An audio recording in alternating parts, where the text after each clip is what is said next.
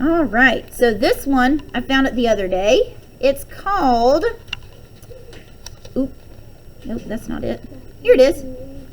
It's called Something Different About Mrs. Jewls. This is what she looks like in the book. Yeah, so she's quite different than the one in the show. All right, here we go. The children returned from Christmas vacation. On each desk were 2 knitting needles and a hunk of yarn. Today, we are going to learn how to knit, said Mrs. Jewls. She showed the class how it was done. See, you stick this needle through here, then wrap this around this like this, stick it through this, pull this like this, and then you stick it here. Any questions? Everyone stared at her. Good, said Mrs. Jewls. I want everybody to make socks. Okay, get started. Damien looked at his knitting needles.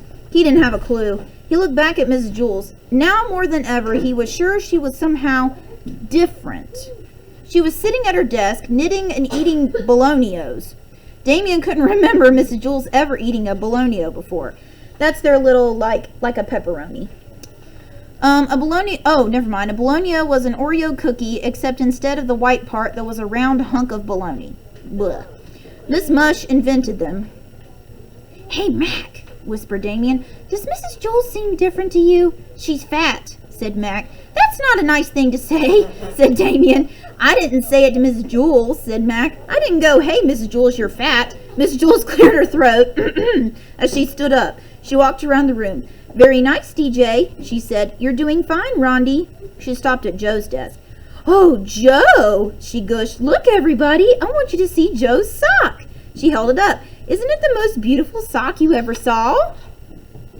It was a great sock. Everybody oohed and awed. Ooh, wow. Joe was as surprised as anyone. He didn't know he knew how to make socks. But the boy was born to knit. Miss Jewls started to cry.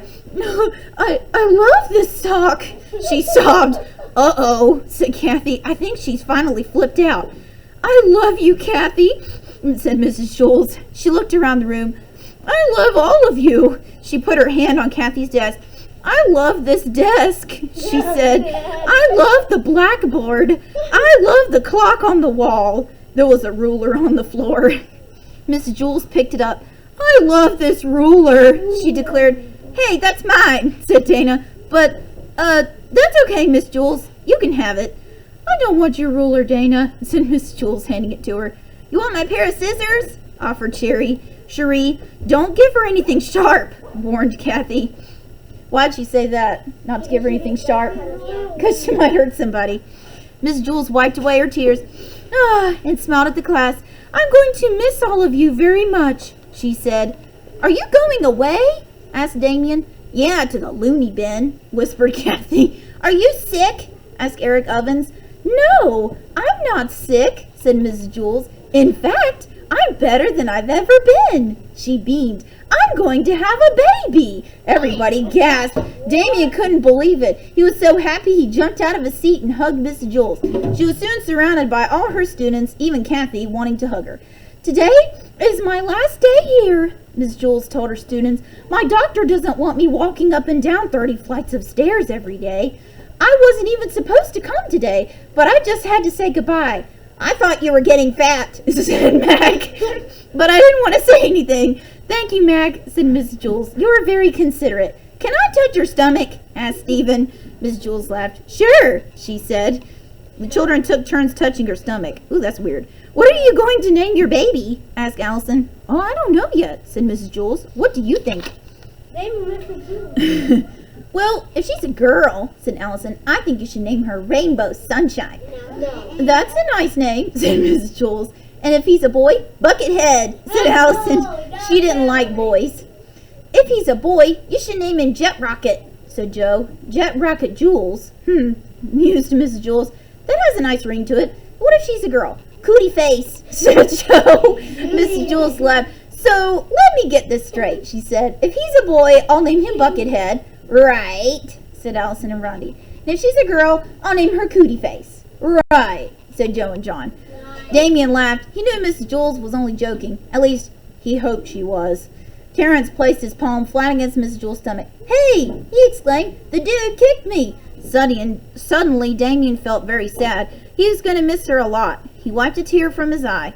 It's unfair, he shouted. We've finally come back to Wayside after being gone for so long, and now you're leaving us. I have to, said Mrs. Jules. I know, whined Damien. You have to make sure that you and your baby are healthy, but it still isn't fair. I think you'll like your substitute teacher, said Mrs. Jules. I spoke to him over the vacation. He seems like a very nice man. A man? Asked Damien. Cool. They all thought it was pretty neat to have a man teacher. Yes, said Mrs. Jules. His name is Mr. Gorf. Wait, Miss Gorf. Wait, what? The sun The one who turned turned him into apples.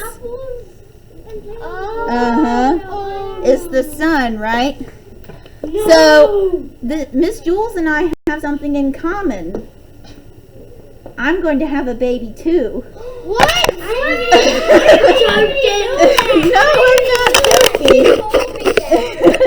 I'm going to have a baby, and I wanted to tell you guys that by reading you a story. No, I'm not joking.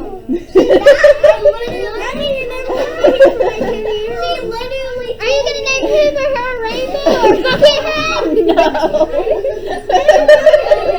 I wanted to record you guys' reactions, but it didn't work. I'm November, so I'll still be here.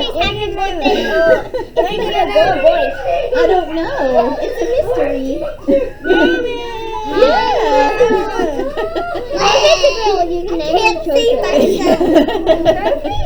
All right, well, I'll go ahead and turn off the recording. Say goodbye to the camera.